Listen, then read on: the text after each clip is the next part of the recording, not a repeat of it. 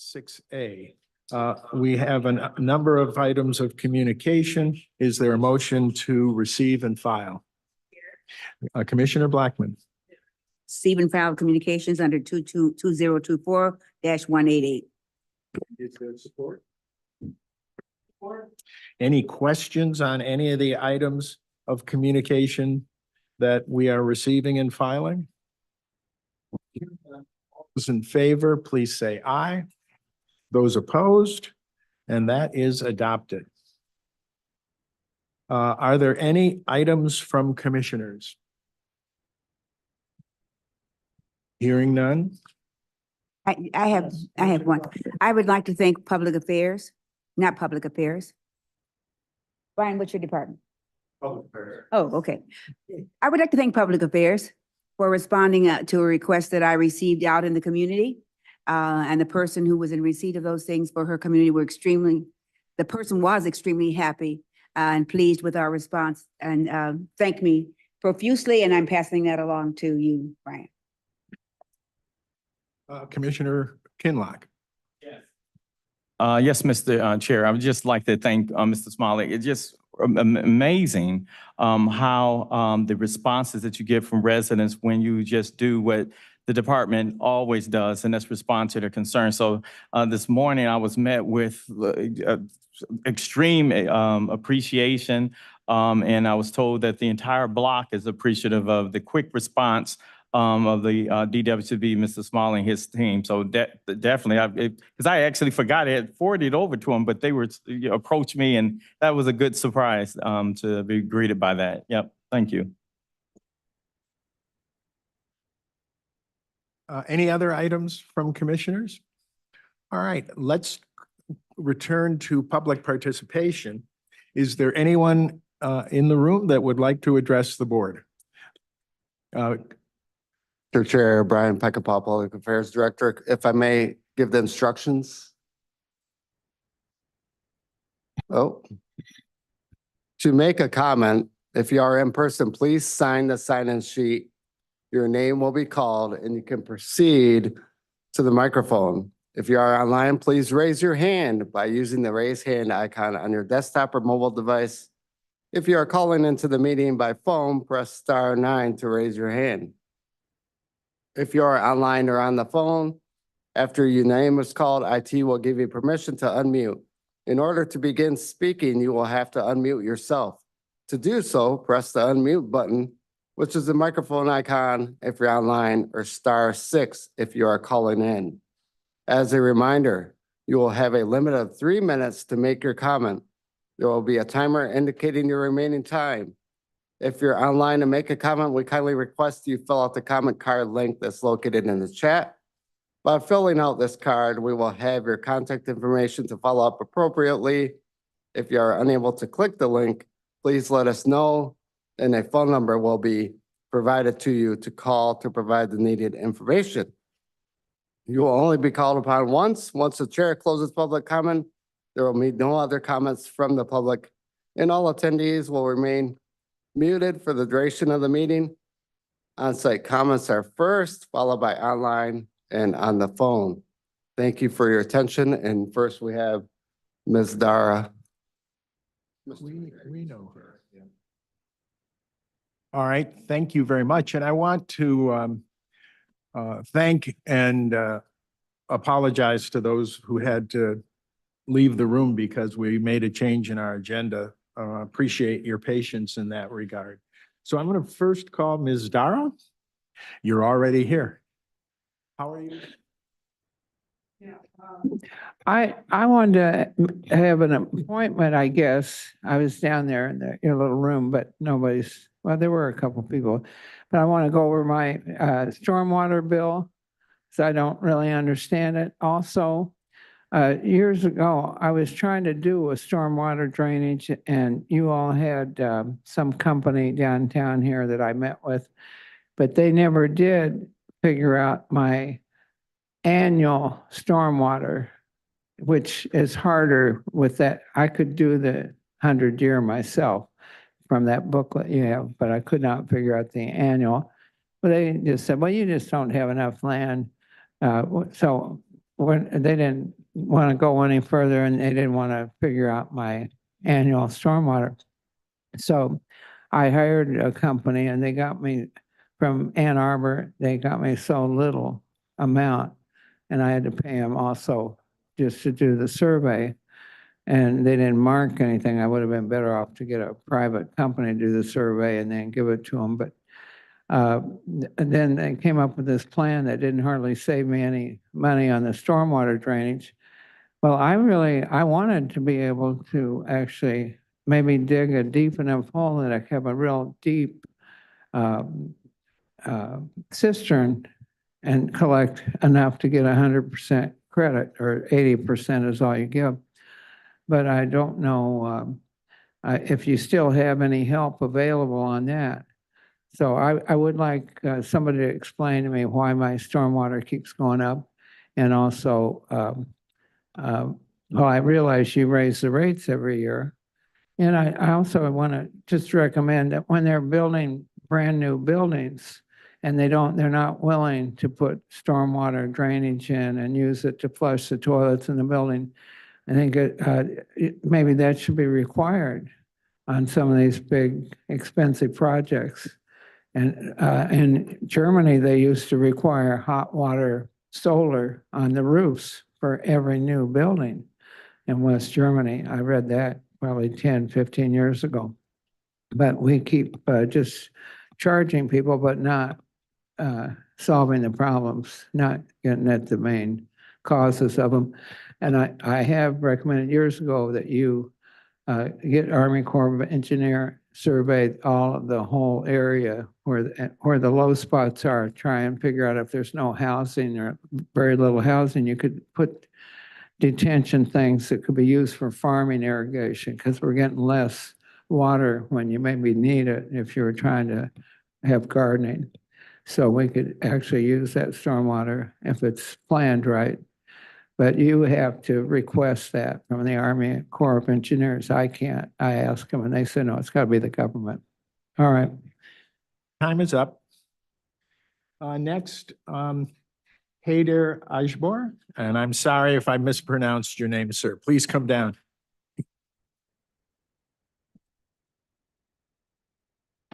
Good afternoon. Yeah, two things. You shut off my water, my home water. Off, because the bill is, you said 28,939. Do I have car wash? Please do something. First, open it, and then investigate it. That's all. This is the bill. So Matt, could we have somebody from customer service take a look at his bill right now? So somebody's gonna get you. Someone's going to sit down with you right now and take a look at your bill. Okay? 28,000. Is there anyone else in the audience who would like to address the board? Anyone online? I think Mac Farr is online and wants to talk to us. Mac, are you here? Yes, Mr. Chair, Mac Farr is here. Mac, are you here? Hi, yeah, I'm here. How are you guys? Very well. We hear you well. So, hello, my name is Mac Farr. I am the Executive Director of the Villages CDC and a resident of Pingree Park. I'm calling today to both compliment DWSD and to also make certain requests. To start with, I would like to applaud the lead service line replacement program. Sonali Patel has done an excellent job of communicating with residents and stakeholders. The replacement program itself has been going well and has provided much needed relief to homeowners and has been extremely beneficial. Additionally, since I have been attending some of these meetings, Brian Peckinpah has been very accessible and responsive. Both Mr. Peckinpah and Ms. Patel have been professional, knowledgeable, and direct. I applaud both of their efforts. However, some of the requests that the Villages CDC has been making recently in terms of addressing blocked storm drains have not been getting addressed. These are mostly related to storm drains in the street that have been, in some instances, not functioning properly for up to a decade. Some of the cases that we have been submitting have actually been closed out without any repairs being made. This is not the correct approach. More of the storm drains that have not been functioning need to be addressed. Simply sending out a Vector truck will be insufficient in many cases. The village's CDC stands ready to assist with helping residents and neighborhoods to get the investments and maintenance that they need. We respectfully request that the department work in good faith with us in order to get these storm drains addressed. Additionally, we would like to thank the residents that will be speaking today in order to improve their neighborhoods. Taking time off from work and being able to dedicate this time to being able to make comments is neither convenient nor is it always easy. Thank you very much. Thank you, Mr. Farr. Is there anyone else? Next, Mr. Chair, is Deandra Gourlay. Deandra Gourlay. Thank you. I am one of the residents of the village or the villages. I live in East Village off Cadillac Boulevard. The second day I moved into my home, my basement flooded with sewer backup. And so we came out of our pockets after just closing on a mortgage to make the necessary repairs to our own service line in order to fix everything and keep it moving forward. Since then, I've lived in the house 2 years, and this past MLK weekend, when it was freezing cold, the sewer system in Detroit was so backed up behind our house that sewer water ended up leaking in through tiny cracks in our basement. DWSD did come out and staff were wonderful. I can't commend the staff who helped us out more. They came into our home, they looked at everything, and unfortunately could not figure out the source of it the first time they came out. The second time they came out, they came and started to clear the sewer system, which immediately provided relief to my house and the following 4 houses in the church, all flooded with sewer water. DWST has since put a cone in the alley and no updates have been made. I can no longer see the request on Improved Detroit, and I don't know when there will be a repair made to this service line in the back, the sewer. The sewer is physically caved in and it's visible.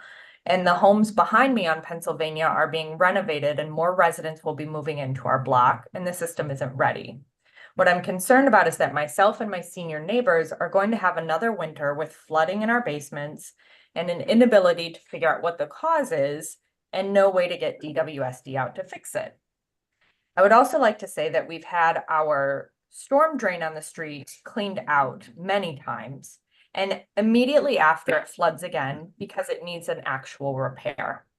So those are the issues I just wanted to bring forward from East Village on Cadillac Boulevard. Thank you. Thank you very much. Mr. Chair, we have Aaron Trudeau. Mr. or Ms. Trudeau? I'm not sure. It's Aaron Trudeau. Mr. Trudeau, are you there?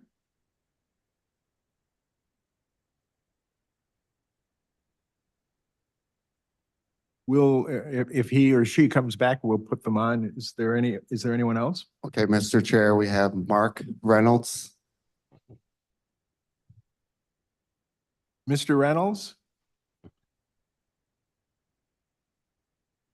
Yes, can you hear me now? Yes, thank you. All right, thank you. I have 2 issues. One is the drainage and another is just complete lack of response from DWSD. The intersection of Charlevoix and McClellan, the storm drain is higher than the level of the street. Whenever it rains, it floods, but more importantly, when it snows and melts and does all that wintry stuff, it becomes a sheet of ice completely crossing, in some cases, McClellan. By the way, McClellan is a trunk line. It's got a stripe down the middle. It's the main access to get to the exit at I-94. My Improved Detroit app request was over 1,000 days old when it was just closed. I talked to several people on it. They gave me every reason that I was wrong and loony and etc. Finally, somebody did look at it and says, oh my God, the drain is too high to work. Still like that today, but they closed the app without doing anything. Second issue is I have a building nearby that I got the rain tax credit, and apparently I have to renew that every several years. The water department sent out the request to my post office box, but never put the post office box itself, just my name and the Royal Oak address. So God only knows how long it was floating around. I got it after the expiration. I sent in a request with the information requested, plus an issue that I'd called in earlier about excessive water bills for 2 months. That letter was mailed July 16th.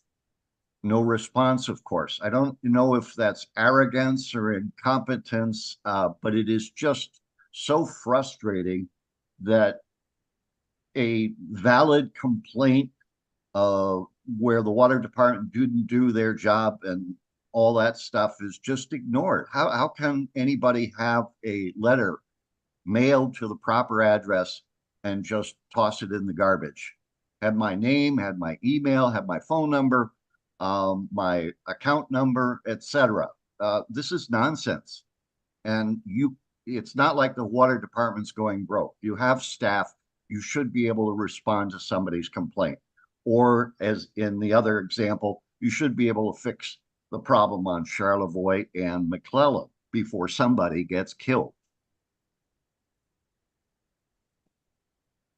All right. So I have to say.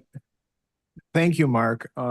Customer service is going to today take a look at the issue of your rain credit, and nobody takes correspondence and just tosses them in the wastebasket. Let me assure you of that. So you'll hear from somebody today. Mr. Chair, Mr. Reynolds was the final commenter. All right. Is there anyone else who would like to address the board?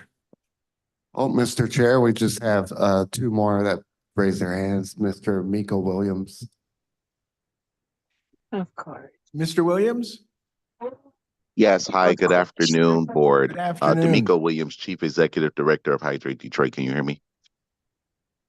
Yes, he can hear him. Can you hear me? Yes, loud and clear. Okay, very good. Yes, I submitted a letter to the board last month. I don't see it in the communications in regards to the previous board meetings on YouTube. That is still not uploaded. The last date is May 2023. And I've asked in 2 letters, can these meetings from May 2023, including the subcommittees and formal board sessions, be uploaded to today's current date on YouTube? We have asked about this. I know I've asked about it. A couple of people asked about it as well, but it's kind of becoming concerning when transparency is not being met with the actual knowledge. I don't know. Can someone please provide me an answer today as to what is the process of uploading the videos? I don't think it'll take that long to upload the previous board sessions, at least the formal board sessions. And you have this already on YouTube from May 2023. We want June, July, August, September, October, November, December. We didn't have one in January of 2024, February, March, April, May, June, July, and August, and even to today. I think that the Do It or the city's media services can help to work those man hours to provide. It only takes an upload. It doesn't take that long to upload to YouTube, depending on your internet connections. Also, a question of why aren't these meetings filmed on Channel 10, the city's government website? I think that it'll be very useful if people could see those meetings. I also want to follow up and say thank you to Director Brown and to Matthew Phillips, Customer Service Director, for having a working group meeting with We the People of Detroit. It was very productive. I think the main goal is for all of us to work together to make sure that no one has their water shut off or gets put off the Lifeline plan. I hope that we have another meeting, and I hope that we work together to prevent any interruptions before October 1st. And even during the month of October, there should be a greater, stronger commitment to make sure that everyone is able to call, email, and to get access in order to recertify to be on the plan. I think that's all we want, is to work together. Thank you so much. Thank you, Miko. Is there anyone else who would like to address the board? Yes, there's one more person, but Mr. Chair, if I may answer one question that D'Amico had, Mr. Williams had. Channel 10, usually the public meetings are meetings that are elected bodies.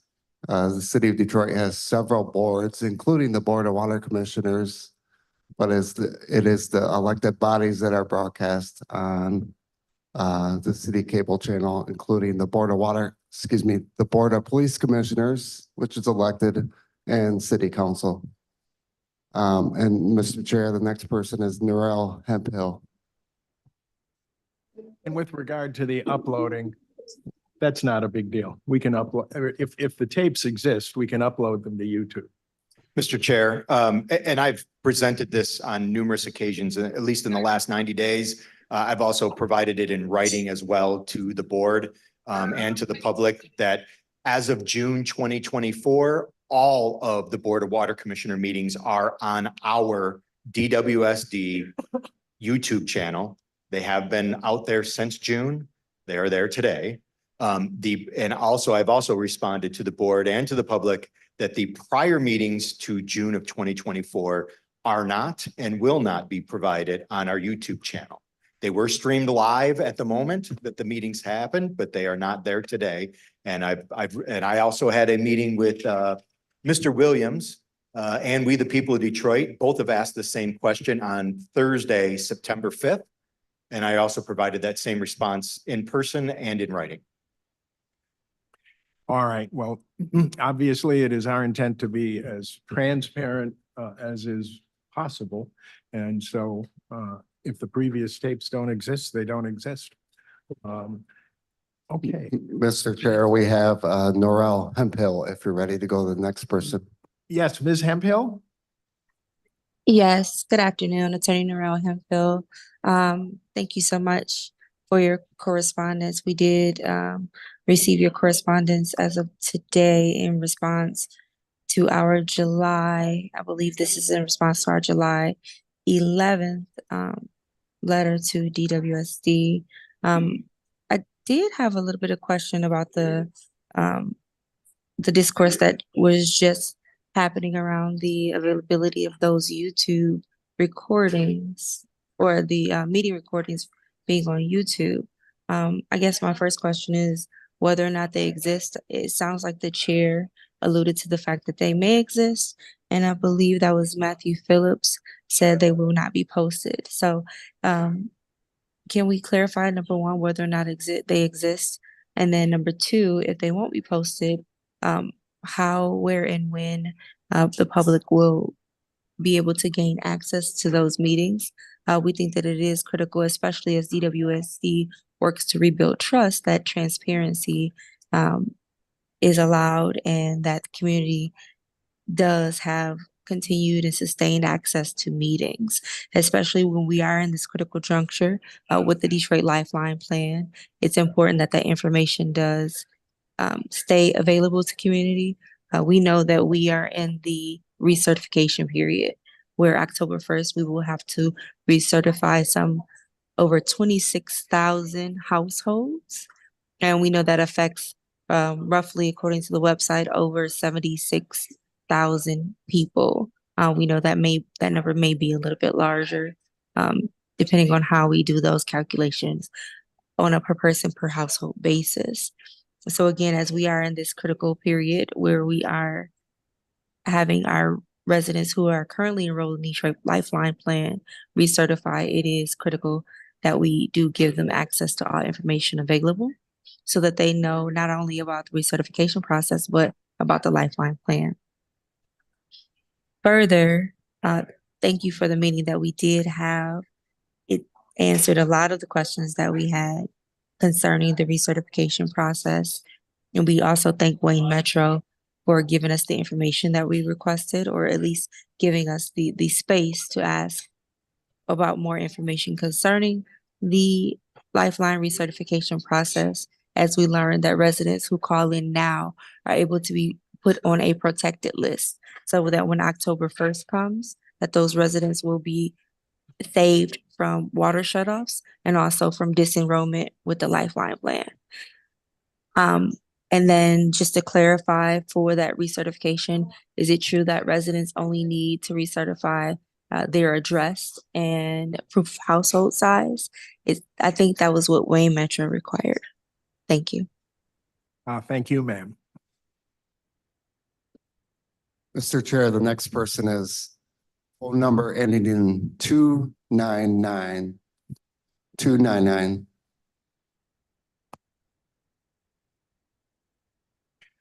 Sir or madam with that phone number, you have the floor if you can hear us. Yes, I can. Thank you very much.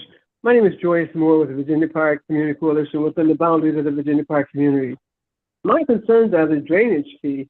I'm appalled that half of my water bill, which is $85, $35 of it goes for drainage fees. There has got to be a better way to figure out how to get people to lower that drainage fee. I'm not sure what method you're using and how it's using, but it's just totally unreasonable. Secondly, I do have a concern about the LSP program, or the amount of, amount of water that I'm using. They say that I'm entitled to use 6 CCFs, I do believe, and I went up to 8. So now that 8 indicates that you have a set rate that you will charge for overages, and if we don't pay the overages, then we go into shutoff. And that too is unreasonable, because that means you have to go back and evaluate the amount of water that a person should be using, which is not 6, is not enough for my household, for one person. And in regard to the LSP program, let me say that I do have a concern about it, but it is a program that needs to be just reevaluated a bit much, in the sense that people should not have their water in shut-off status at any point. Thank you very much. I yield my time. Thank you very much. Mr. Chair, we have Michelle. No last name, Michelle. Michelle? Yes. Hey, good evening. Good afternoon. Good evening. Can you hear me? Yes, we can. Can you state your full name, please? My full name is Toya Michelle Watts. Okay. And I'm from Island View, but I'm calling for my sister on her behalf. She's in the hospital and she stays in Morningside. And the program they have out with this $95.2 million they got from the federal government, and the way they're going to judge people income who can apply for this program to get a sub pump in their basement. Morningside was flooded just as well, terribly. Every time it rains, she got a document of every time it floods her basement.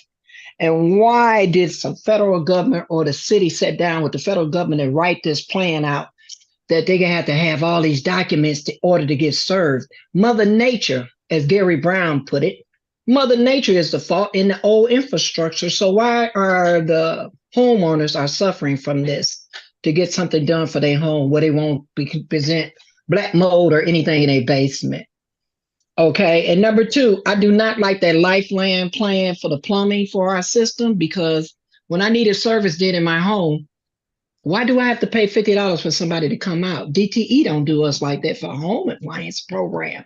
So, and they write a big contract out for them to do just a little minor work in our homes. So it's 2 issues. That's my biggest issue, was the $95.2 million for the federal government. And I would like somebody to reply on that one. Why people got to suffer to get something done with their homes with a flood. Thank you. Thank you, ma'am.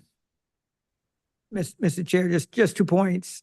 When we receive the dollars from the federal government, it dictates where geographically, what parts of the city we can work in and cannot work in.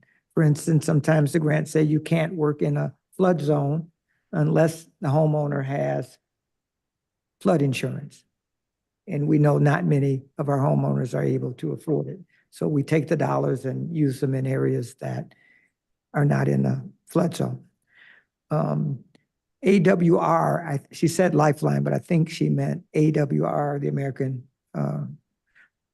American Resource. If she would check her contract, there is no service charge for that program. There should be no $50 service charge to have someone come out. And so if she should check her contract and make sure that she lets them know that there's no service charge.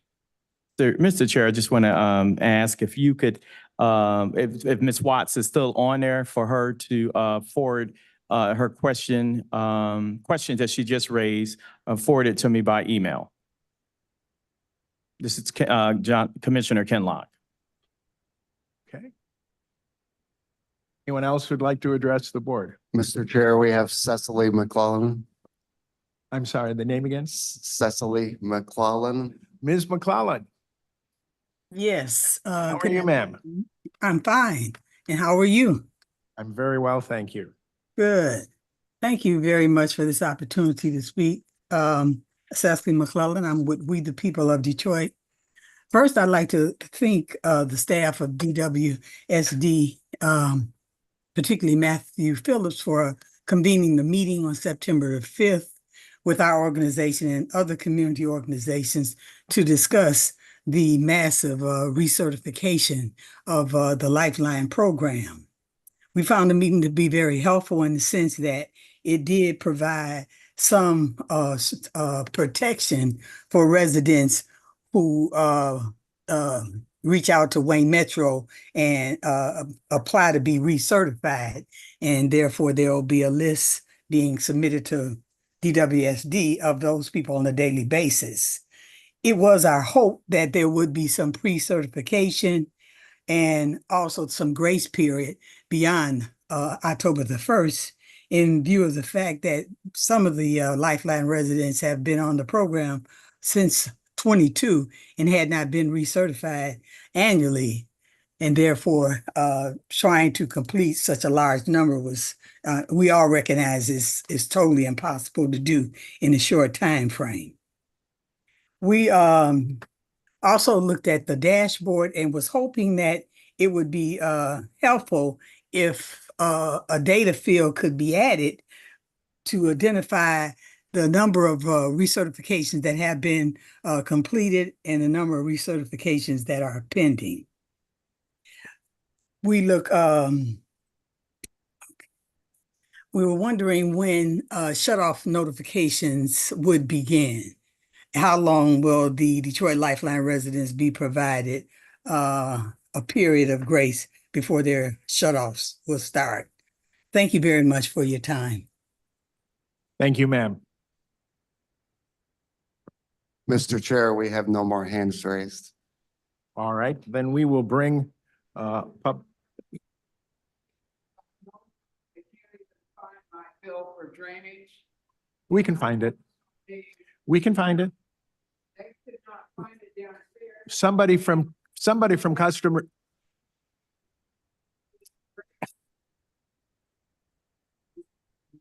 Would you like to take yes for an answer? Someone from customer service is going to meet with you today. Down there. They didn't, she couldn't find it. They sent it to me on an email. I didn't bring it with me. Okay. You couldn't find it when give me an email that maybe they sent it to me on. And ridiculous. Yeah, maybe you can help me. Number 6 or number 8, unfinished business. We did. All right. Then let's move to the approval of our consent agenda. The consent agenda consists of, it's item 9, A through F. All of these matters were considered in detail at the Finance Committee, in which we reviewed the underlying documents and questioned appropriately the people mostly from purchasing who were recommending them. The consent agenda requires unanimous consent. So the first question I have, does any commissioner wish to remove any item from the consent agenda to be considered separately? Hearing none, then a motion is in order for the approval of the consent agenda. Commissioner Blackman. Approval of the consent agenda as presented. Is there any discussion regarding any of the items on the consent agenda? It's new business. Hearing none, all those in favor of approving the consent agenda, items A through F, please indicate by saying aye. Those opposed, and that is unanimously adopted. Next, we have new business. We've removed item 2024-189, so we will move to the director's metrics. Brian, are we able to play the video? If we could just play just a short 2-minute video that.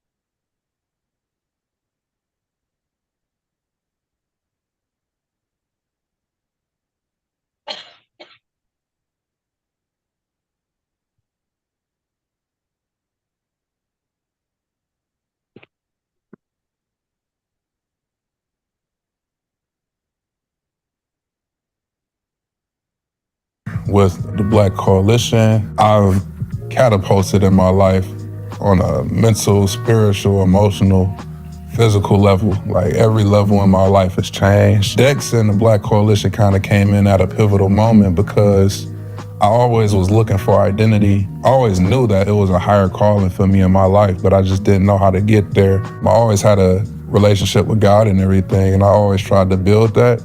But I never really had anybody to hold me accountable or to pour into me. And I feel like he met a stranger, you know? When I met Dex, like I mentioned, I met him at Target working. It was just by chance. But for some reason, he saw something in me and just kept pouring into it. The way the Black Coalition helped me get into my career is, at the time I was staying in the Ali Legacy House. I was living there. And at the time I was doing security. I would be doing different little odd jobs as well as doing my business. But for the most part, it was security. And long story short, that opportunity to do security ended, and I was on a job hunt. Me and Dex were always be in close contact, and eventually I'm like, yo, man, I really need a job. I don't know how I'm gonna be able to pay rent. He's like, you know what?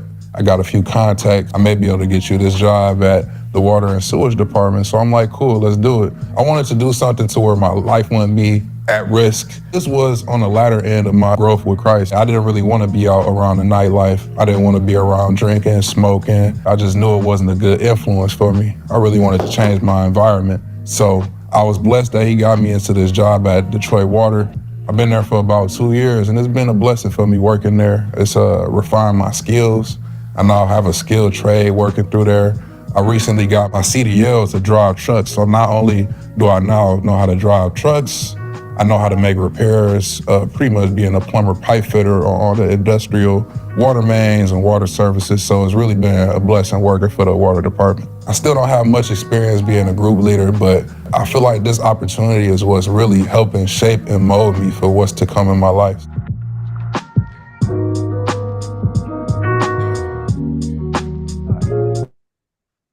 Yeah, I just think that's a real powerful example. You know, when we all, I recently at the Congressional Black Caucus was on a panel with CNN moderator, Mr. Sellers, and we all talk about our utilities as being anchors in the community.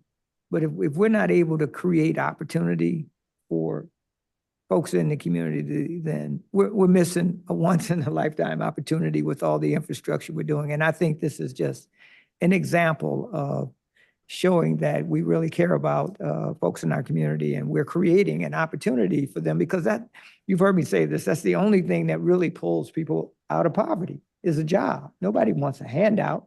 He wants a job. And now he's got a job, and we benefit because we've got a great employee that is appreciative of having benefits and salary and pension and a job, and he's making the most of it. So I think it's a powerful piece that we have out on YouTube when we hear so much about some of the negative stuff that doesn't get done. We don't hear enough about all of the great things that's happening at DWSD. And I couldn't be prouder of the men and women at DWSD that makes that happen. Commissioners, I'm going to excuse myself and turn the chair over to Commissioner Blackman. Mr. Chair, are any comments? I would just like to say that was a very, I think, impactful presentation that more and more people need to see and hear about. I don't think we get enough positive reaction to the things we are doing from employees and from the community. So the more we can do this and let the entire community know how impactful what the department is doing is on the city as a whole, it's to our advantage. Are there any other comments or questions? Okay, hearing none. That is your complete report, Mr. Director, okay. The next item is items from commissioners or comments from commissioners. Are there any comments from commissioners? Seeing none, hearing none. The chair has left, so I have no comments as the vice chair. Are there any other matters to come before this board? Our closed session, so Chair will entertain a motion for adjournment. Stands adjourned. Thank you very much. Thank you.